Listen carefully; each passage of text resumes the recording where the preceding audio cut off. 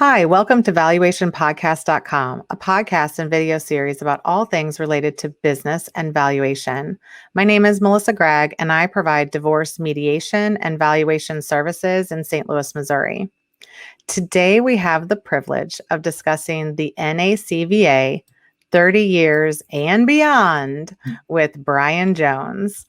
Brien is a seasoned association executive, and NACVA is located in Salt Lake City. He's the Chief Operations Officer and Executive Vice President of the National Association of Certified Valuators and Analysts. He's also part of the Global Association of Certified Valuators and Analysts and Consultants Training Institute. I think it's interesting because you really lead the organization, and we've gone through a little bit, maybe we'll talk about that first. We've gone through a little bit of a change over the past year during the pandemic and kind of switching from in-person.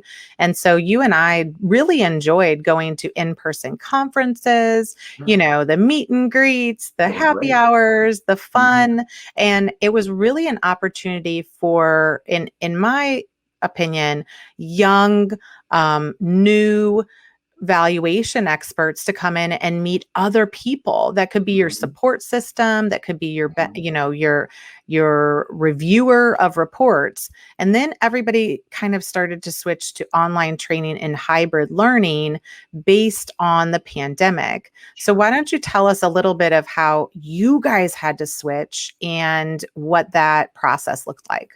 Sure. So when I started in 1997, live meetings were the main model for training and certification programs, conferences. The world revolved around jumping on a plane, staying in a hotel, expensing your training.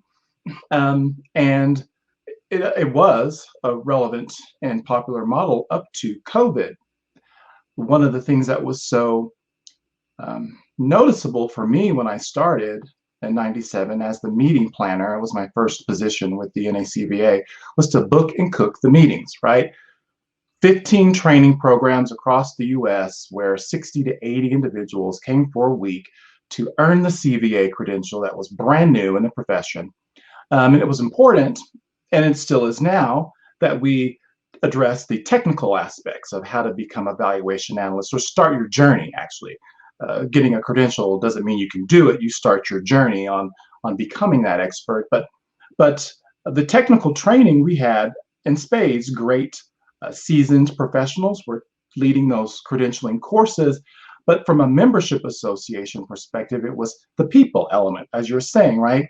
How do the individuals who are committing to change their practice or chart a new path in their career bond with each other and make friendships? Back in those days, they were young professionals, right? Our membership is a demographic of seasoned professionals who in the 90s pioneered their practice, pioneered their firms, and they were young people.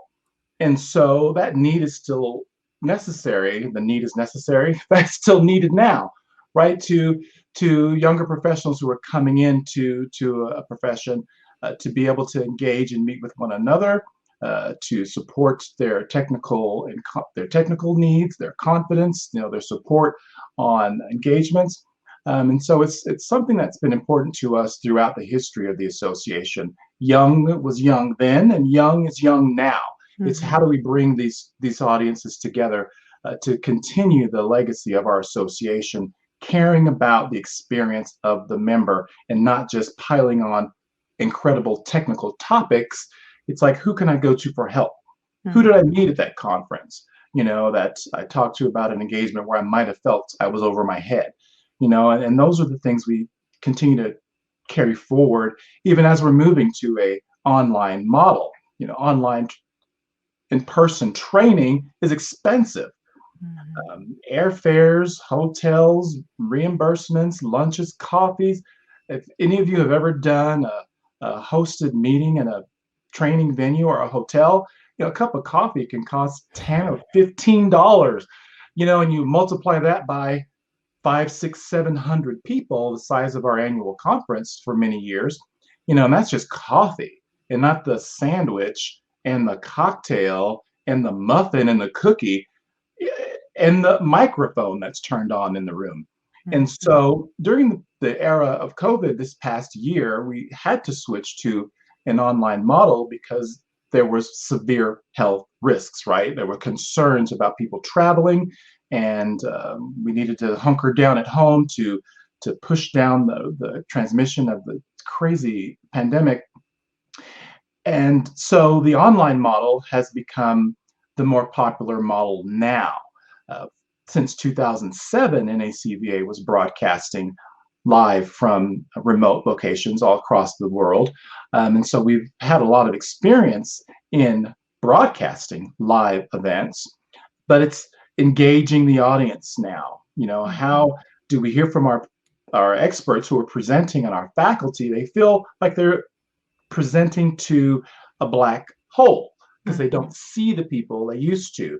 They can't read the room like they used to. And even the participants are distracted. They're likely at home working, and so is their spouse or their kids. And that report's sitting right there too. And their phone might be ringing, a client might be calling. So yeah, they can pause their screen perhaps and go and take care of whatever that distraction might be, which is understandable.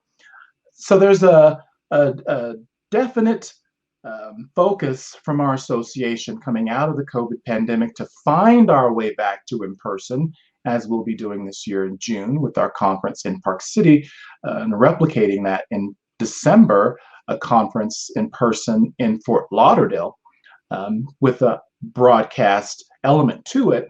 But we want to find our way back to bringing people together, but also as an association. The resources we spent for live meetings was astounding. Astounding. I mean, if there's a better word to describe it than astounding, as astounding-est, it was crazy. And so what we did during COVID was to reinvest those resources in technology to produce the quality education, technical education that we are known for.